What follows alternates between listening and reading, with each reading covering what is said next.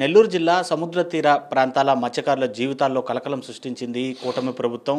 అయితే తమిళనాడు నుంచి కూడా ఆంధ్ర జలాశయాల్లోకి ప్రవేశించినటువంటి 4 బోట్లను ఆంధ్ర మత్స్యకారులు నెల్లూరు నుంచి నిర్బంధించారు. అయితే వాటిని ఇటు మత్స్యకారులకే తెలియకుండా వదిలిపెట్టినటువంటి పాత్రలో కూటమి ముఖ్య నేతలు కూడా దాగి ఉన్నారని చెప్పి కూడా మత్స్యకారుల ఆవేదన, ఆగ్రహం వ్యక్తం చేస్తున్నారు. ఇప్పటికే అందుకు కారకులైనటువంటి కొంతమంది టీడీపీ నేతలతో పాటు ఆ సంబంధించినటువంటి మత్స్యకార గ్రామాల్లో ఉన్నటువంటి పెద్ద కాపులను కూడా నిర్బంధించడం జరిగింది. దానిపైన మనతో పాటు స్పందించడానికి జిల్లా పార్టీ అధ్యక్షుడు మాజీ మంత్రి కాకాని గోవర్ధన్ రెడ్డి ఉన్నారు. సార్, ఎలా చూడాలి? మీకు ఈ ఇష్యూ గురించి ఆల్రెడీ సమాచారం అందుంటుంది.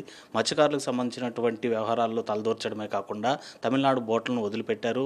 వాళ్ళ జీవితాల్లో పూర్తిగా కలకలం సృష్టించినటువంటి ఘటన ఉంది. దీని వెనకాల ఎవరున్నారు? మీకున్నటువంటి సమాచారం ఏంటి? మత్స్యకార ప్రాంతాలకు సంబంధించి శాంతియుతంగా ఉన్నటువంటి కోస్తా తీర ప్రాంతంలో ఉన్నటువంటి మత్స్యకార కుటుంబాలు ఏదైతే ఉన్నారో వాళ్ళందరూ కూడా ఈరోజు ఆవేదనకి, ఆందోళనకి గురయ్యేటువంటి పరిస్థితులు ఏర్పడ్డాయి. కూటమి ప్రభుత్వం చంద్రబాబు నాయుడు, లోకేష్ నేరుగా తీసుకున్నటువంటి మత్స్యకారేతర వాళ్ళు ఎవరైతే మత్స్యకారులు ఉన్నారో మత్స్యకార కుటుంబాలకు వ్యతిరేకంగా తీసుకున్నటువంటి నిర్ణయాల వల్ల ఈరోజు ఆ తీర ప్రాంత ప్రజల్లో అల్లకల్లోలం రేగడం జరిగింది. నిన్న జువ్వలదిన్నె ఫిషింగ్ హార్బర్కి వెళ్ళాం. అది ప్రైవేటైజేషన్ చేస్తానని చెప్పి ఒక పక్క ఆందోళనలు జరుగుతున్నటువంటి నేపథ్యంలో ఏదైతే జువ్వలదిన్నెలో సాగర్ డిఫెన్స్ అనేటువంటి వాళ్ళకి సంబంధించి భూమిని బదలాయిస్తూ, తీర ప్రాంతాన్ని బదలాయిస్తూ మంత్రిగా ఉన్నటువంటి లోకేష్ అక్కడికి వచ్చినప్పుడు ఆ ప్రాంతంలో దాని శంకుస్థాపన చేసినప్పుడు ఆ శంకుస్థాపన కార్యక్రమంలోనే బీదా మస్తాన్ రావు గారిని వాళ్ళందరినీ పిలిచి, మీరు దీనిని ఏ విధంగానైనా సరే అక్కడ ఉన్నటువంటి ఆ 4 బోట్లు ఏదైతే ఉన్నాయో వాటిని పంపించేయాలి అని చెప్పని ఆయన ఒక స్పష్టమైనటువంటి ఆదేశాలు ఇవ్వడం జరిగింది. మాకున్నటువంటి సమాచారం ప్రకారం బయలుదేరి వచ్చే ముందే నేను సాగర్ డిఫెన్స్కి సంబంధించి ఈరోజు దానికి శంకుస్థాపన చేస్తున్నాం. చంద్రబాబు నాయుడు గారు ఆ 4 బోట్లకు సంబంధించి అనేక సందర్భాల్లో దాని గురించి మాట్లాడడం జరిగింది. మీకు నేను చెప్పిన తర్వాత మీరు వెంటనే దానికి స్పందించి నేను వచ్చిన తర్వాత అయినా సరే వాటిని వదిలిపెట్టేటువంటి కార్యక్రమం చేపట్టండి అని చెప్పి ఆయన చెప్పడం జరిగింది. అయితే పాపం మత్స్యకార కుటుంబాలు ఎవరైతే ఉన్నారో వాళ్ళు అనేక రకాలైనటువంటి ఇబ్బందులు పడుతూ ఈ మిషన్ బోట్స్ అన్నీ వచ్చి నేరుగా వాళ్ళ అలలు దించేసి వాళ్ళ మీద దాడి చేసి అనేక సందర్భాలలో అల్లకల్లోలం చేసినటువంటి పరిస్థితిలో ఉన్నటువంటి మత్స్య సంపద అంతా దోచుకుపోతున్నటువంటి నేపథ్యంలో ప్రభుత్వం పట్టించుకోకపోయినా ప్రాణాలకు తెగించి ఆ మత్స్యకారులే పాపం వెళ్ళి ఆ బోట్లను నిర్బంధించి వాళ్ళందరినీ కూడా ఆ బోట్లతో పాటు అక్కడ ఉన్నటువంటి తమిళ జాలర్లను కూడా తీసుకురావడం జరిగింది. ఉన్నటువంటి ప్రభుత్వం కానీ, జిల్లా కలెక్టర్ గారు, ఎస్పీ గారు అందరూ కోరిన మీదట మానవతా దృక్పథంతో జాలర్లను వదిలేశారు. కఠినంగా శిక్షించాలి కాబట్టి ఈ బోట్లు ఇక్కడే ఉంచాలని చెప్పడం జరిగింది. దానికి జిల్లా అధికార యంత్రాంగం కూడా, స్థానికంగా ఉండేటువంటి నేతలు కూడా ఈరోజు ఇసుకపాలెం ఏదైతే ఉందో పాలెంకి సంబంధించి అది బేదా సోదరుల రవిచంద్ర, మస్తాన్ రావుకు సంబంధించినటువంటి ప్రాంతం. వాళ్ళు అక్కడ దానికి సంబంధించి ఒక పోలీసు ఇదన్నీ ఏర్పాటు చేసిన తర్వాత మేము అక్కడ నిన్న వాళ్ళతో మాట్లాడిన దాన్ని బట్టి, వాళ్ళు చెప్పినటువంటి దాన్ని బట్టి లోకేష్ వచ్చే ముందే అక్కడ ఉన్నటువంటి కావలి సిఐ, డిఎస్పీ గారు వాళ్ళతో మాట్లాడి వాళ్ళని ఆ బోట్లన్నీ కూడా పక్కన పెట్టించేటువంటి ప్రయత్నం చేశారు. పాపం ఆయన వచ్చేది రోడ్డు మార్గం అయితే ఆ మత్స్యకారులు అడిగేది, అయ్యా ఆయన రోడ్డు మార్గం వస్తే సముద్రంలో ఉన్నటువంటి బోట్లు ఆయన వచ్చేటువంటి కార్యక్రమానికి ఏమి అడ్డంకులు కలిగించాయి అని చెప్పి ఈరోజు వాళ్ళు బాధపడుతున్నారు. సిఐ గారు ఏం చెప్పాడు, లోకేష్ గారు వస్తున్నాడు కాబట్టి ఆయనకి అడ్డంగా ఉంటాయి ఆ బోట్లను ఇక్కడి నుంచి తొలగించండి అని చెప్పి ఒక వ్యూహాత్మకంగా లోకేష్ ఇచ్చినటువంటి సూచనల సలహాల పేరకు ఇక్కడ బిఎంఆర్ వీళ్ళందరూ కలిసి దాన్ని ఒక పక్కకి తీసుకెళ్ళిపోయారు. అంటే ముందుగా ఉన్నటువంటి ప్రాంతం నుంచి వీళ్ళ దృష్టి మరల్చడానికి తరలించిన తర్వాత వీళ్ళు లోకేష్ మాట్లాడి డైరెక్షన్ ఇచ్చి వెళ్ళిపోయిన తర్వాత బిఎంఆర్ దాంట్లో రంగప్రవేశం చేసి వీళ్ళు దానికి సంబంధించి గేర్ బాక్సులు మార్చడం, ఎందుకంటే అవి చాలా రోజుల క్రితం వచ్చాయి కాబట్టి ఒకేసారి ట్యాంకర్తో తీసుకెళ్ళి డీజిల్ ఫిల్ చేస్తే అనుమానం వస్తుందని రోజు కొన్ని వెహికల్స్ ఏర్పాటు చేసి వాటిలతో ట్యాంకర్లతో డీజిల్ తీసుకెళ్ళి ఆ బోట్లు నింపి వీళ్ళు ఎవరిని రానివ్వకుండా పోలీస్ కానిస్టేబుల్ని మేము చూసుకుంటామని చెప్పి మభ్యపెట్టి రాత్రికి ఆ బోట్లను తరలించి వేయడం జరిగింది. ఇది మత్స్యకార కుటుంబాలకి ఒక కుదుపు లాంటిది. వెంటనే వాళ్ళు అక్కడ ఉన్నటువంటి కాపుల్ని కానీ, కాపుకు సంబంధించినటువంటి పిల్లల్ని కానీ వాళ్ళందరినీ కూడా పట్టుకున్న తర్వాత ఒక వీడియో రికార్డ్ చేశారు. ఆ వీడియోలో ఆ వ్యక్తి స్పష్టంగా 3 పేర్లు చెప్పాడు. బీదా మస్తాన్ రావు గారు ఒక్కొక్కరికి 10 లక్షలు ఇస్తానని చెప్పాడు. లోకేష్ వచ్చిన తర్వాతనే బీఎంఆర్ ఫోన్ చేశాడని చెప్పాడు. కాబట్టి ఇది మేము మాట్లాడడం కాదు, వీడియో స్పష్టంగా ఉంది. తమిళంలో మాట్లాడినటువంటి వీడియోలో దాని అనువాదం స్పష్టంగా ఉంది. అతన్ని మత్స్యకారులు అడిగినటువంటి ప్రశ్నలకు ఎవరున్నారు, అందరూ తెలుగుదేశం పార్టీకి సంబంధించినటువంటి వ్యక్తుల జోక్యం ప్రమేయం ఉంది, బీఎంఆర్ ప్రమేయం ఉంది, ఒక్కొక్కరికి 10 లక్షలు ఇస్తున్నారు, నలుగురికి 10 లక్షలు ఇస్తానన్నాడని చెప్పాడు.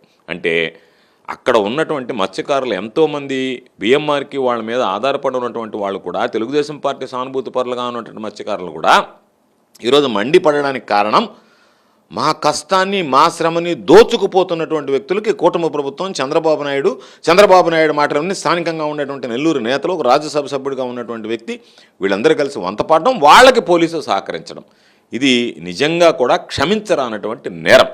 వాళ్ళ పాలిట కూటమి ప్రభుత్వం చేస్తున్న ఘోరం.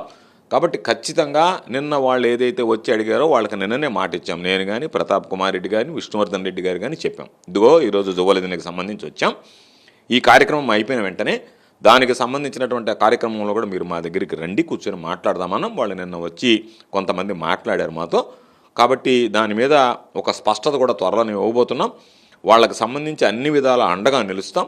వైఎస్ఆర్ కాంగ్రెస్ పార్టీ ఏదైతే కూటమి ప్రభుత్వంలో చంద్రబాబు నాయుడు, లోకేష్ వీళ్ళిద్దరూ కలిసి వాళ్ళిద్దరి డైరెక్షన్లో స్థానికంగా ఉండేటువంటి నెల్లూరు తెలుగుదేశం పార్టీ నాయకులు, ఉన్నటువంటి అధికారులు, వీళ్ళందరూ కలిసి ఒక పద్ధతి ప్రకారం దానిని ఆ బోట్లని పంపించేసి వాళ్ళ చావుకు తెగించి పట్టుకున్నటువంటి బోట్లని పంపించేటువంటి హక్కు వీళ్ళకి ఎవరిచ్చారు, ఎందుకు అటువంటి నిర్ణయాలు తీసుకున్నారు అంటే మత్స్యకారులు అంటే అంత అలుసైపోయిందా ఈ ప్రభుత్వానికి, చంద్రబాబుకి, లోకేష్కి? మత్స్యకారుల జీవితాలకు విలువ లేదా? మత్స్యకారులు అన్ని రకాలుగా మీరు ఇబ్బందులు పెట్టి జగన్మోహన్ రెడ్డి గారు దాదాపుగా 290 కోట్ల రూపాయలు ఖర్చు పెట్టి ఈరోజు ఫిషింగ్ హార్బర్ తీసుకొస్తే దాంట్లో ఒక ప్రాంతాన్ని 30 ఎకరాలను బదిలీ చేస్తారు, తీర ప్రాంతాన్ని బదిలీ చేస్తారు. అదేమంటే పాపం వాళ్ళు ఈరోజు మాకు సంబంధించి జగనన్న మాకు ఇచ్చినటువంటి హక్కును మీరు ఎలా లాగేస్తారో అంటే పోలీసులను పెట్టి నిర్బంధిస్తారు, పోలీసులతో అడ్డుకుంటారు.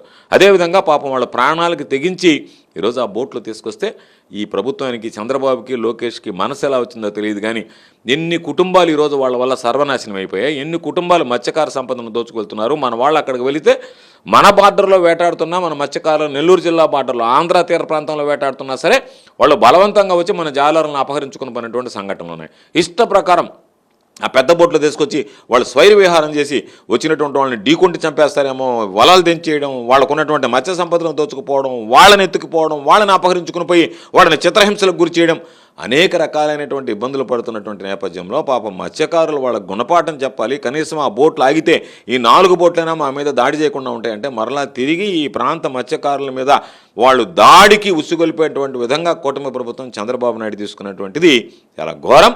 కాబట్టి ఇప్పటికే జగన్మోహన్ రెడ్డి గారి దృష్టిలో కూడా పెట్టాం. ఆయన కూడా దీని మీద పూర్తిస్థాయి విచారణ జరిపి మత్స్యకారులకు అండగా నిలవండి అని చెప్పి మాకు ఇప్పటికే ఆదేశాలు, సూచనలు, సలహాలు కూడా ఇవ్వడం జరిగింది. అంటే వైసీపీ హయాంలో ఇటు మత్స్యకారుల భవిష్యత్తు కోసం, వాళ్ళ కళల సహకారం కోసం హార్బర్లు నిర్మిస్తే వీరు మాత్రం వాళ్ళ జీవితాల్లో అన్యాయాన్ని వెదజల్లుతూ కూడా ఈ విధమైనటువంటి చేష్టలకు దిగడాన్ని ఏ విధంగా అర్థం చేసుకోవాలి, మత్స్యకారులు ఏ విధంగా అర్థం? ఇది మనం మాట్లాడేటువంటి మాట కాదు, మత్స్యకారులు నిన్న మాట్లాడేటువంటి మాట. జగన్మోహన్ రెడ్డి గారికి మా పట్ల ప్రేమ, అభిమానాలు ఉన్నాయి. ఎందుకో తెలియదు కానీ చంద్రబాబు, లోకేష్ మా మీద కక్ష సాధింపులకు పాల్పడుతున్నారు అని చెప్పి నిన్న అక్కడ ఉన్నటువంటి మత్స్యకారులే మాట్లాడారు, మత్స్యకారు కుటుంబాలు మాట్లాడారు, చదువుకున్నటువంటి మత్స్యకార మహిళలు మాట్లాడారు.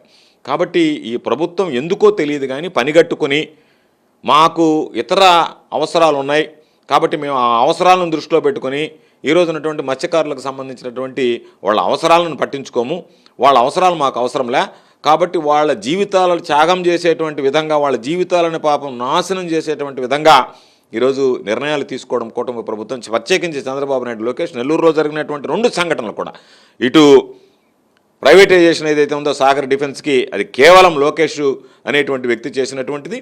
అదేవిధంగా లోకేష్ వచ్చిన వెంటనే వాళ్ళ మీద కక్ష కట్టినట్టుగా, అంటే మత్స్యకారుల అంతు చూస్తాం, మత్స్యకారుల సంగతి తేలుస్తాం అన్నట్టుగా వెంటనే ఒక పక్క వాళ్ళకు ఉన్నటువంటి ప్రాంతాన్ని, వాళ్ళ హక్కుని లాగేసుకుంటూ ఫిషింగ్ హార్బర్లో కొంత భాగాన్ని, తీర ప్రాంతాన్ని లాగేసుకోవడమే కాకుండా వాళ్ళు పట్టి నిర్బంధించి ఇక్కడ పెట్టినటువంటి బోటును వదిలేయడం అనేటువంటిది, ఇది పాపం మత్స్యకార కుటుంబాలు జీర్ణించుకోలేకపోతేనే వాళ్ళు కంటికి కడివిడి ఏడ్చేటువంటి పరిస్థితి ఏర్పడుతుంది. బోరున నిన్న కూడా మేము వెళ్ళినప్పుడు ఈ సంఘటనని మా ముందు ఉదాహరించి వాళ్ళు బోరున విలపించడం జరిగింది. ఆంధ్ర రాష్ట్ర మత్స్యకారులకు ద్రోహం తలపెట్టి ఇటు తమిళనాడు రాజకీయాలతో వీళ్ళు అంటకాగడాన్ని ఏ విధంగా చూడాలి?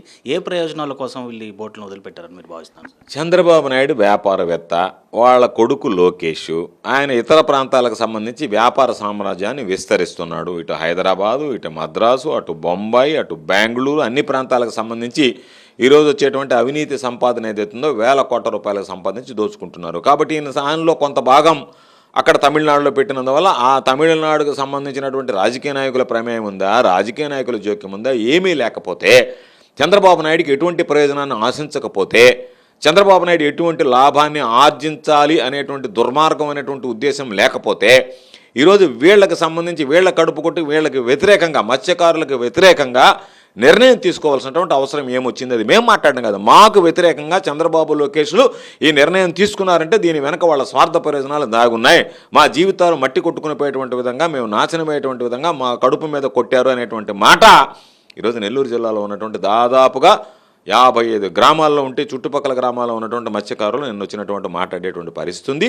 కాబట్టి నెల్లూరు జిల్లాలో ఈరోజు 5 నియోజకవర్గాలు ఉన్నాయి. కావలి, కోవూరు, కార్వేపల్లి, గూడూరు, సూళ్ళూరుపేట, దీంతోపాటు ఒంగోలుకు సంబంధించి కందుకూరుకు సంబంధించినటువంటి ఆ ప్రాంతాలు, ఒంగోలు తీర ప్రాంతంలో ఉన్నటువంటి నియోజకవర్గాలకు సంబంధించినటువంటి మత్స్యకారు కుటుంబాలు కూడా ఈరోజు అందరం కలిపి రాబోయేటువంటి రోజుల్లో ఒక ఉమ్మడిగా వీటికి సంబంధించి ఒక కార్యాచరణ రూపొందించుకొని ఏదైతే ఫిషింగ్ హార్బర్ది సంబంధించి అన్యాక్రాంతం కావడం, ప్రైవేటైజేషన్ చేయడంతో పాటు మా పోరాటాన్ని కొనసాగిస్తూనే మత్స్యకారులకి తీరని ద్రోహం చేసినటువంటి చంద్రబాబు నాయుడు లోకేష్లను నిలదీసేటువంటి విధంగా వైఎస్ఆర్ కాంగ్రెస్ పార్టీ కార్యక్రమాలను రూపొందించుకొని ముందుకు పోవడం జరుగుతుంది.